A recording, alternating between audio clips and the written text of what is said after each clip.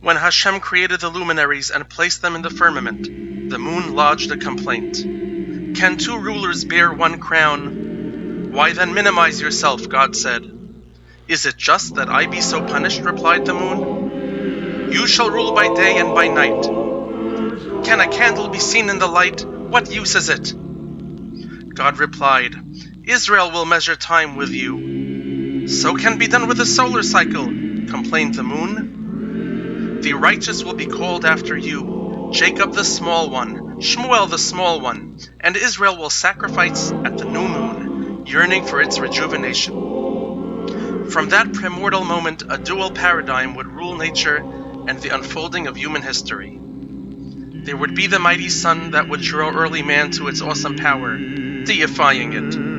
Later eras would subconsciously follow its path by seeking conquest of the world. The infatuation with power would filter through all generations as nations would vie to rule the world, to conquer and divide, suppress and colonize, to dominate and rule alone. Every empire would seek to be the sun of its era, and with the end of every era, that sun would set. The other luminary, the moon, also serves by day, but is outshined by the mighty sun. Only with the fall of its comrade, the setting sun, does it stand alone to teach the lesson of immortality. The moon may not shine all that brightly by day, but only the moon remains when the rush of human endeavor has ceased. The moon. Shemoyer es Chodesh ha'Aviv. Regardless of the many changes of light and shadow in the lunar cycle, we must never lose sight of the bright spring season. This idea and its practical expression was always entrusted to the foremost leaders among our people in the form of Soid Ha'ibur, the circumstances of intercalation. Who could describe the thoughts and emotions that must have filled the hearts of a Rabban Gamliel or Shmuel HaKatan when they met on the Temple Mount along with their colleagues on behalf of their people to fix the spring season of Israel's festive cycle?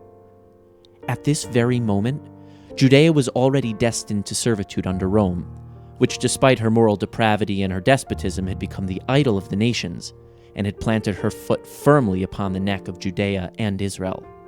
Nevertheless, these two princes ascended the Temple Mount year after year to bind the destinies of their people anew to the spring season, to the rebirth of all life on earth.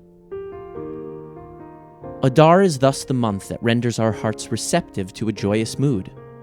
A leap month of Adar is eminently suited to awaken from the still of winter all those thoughts and hopes which slumber within our hearts and which, when nature's spring season arrives, emerge to enable us to celebrate joyfully the springtime of our nation. The sages of our people understood how to derive from the texts of the Torah and the prophets the appropriate passage for each stage of the Jewish year. Thus, 4 Sabbath days have been destined as the forerunners of the Festival of Redemption. These Sabbath days are replete with lessons designed to awaken us to new life.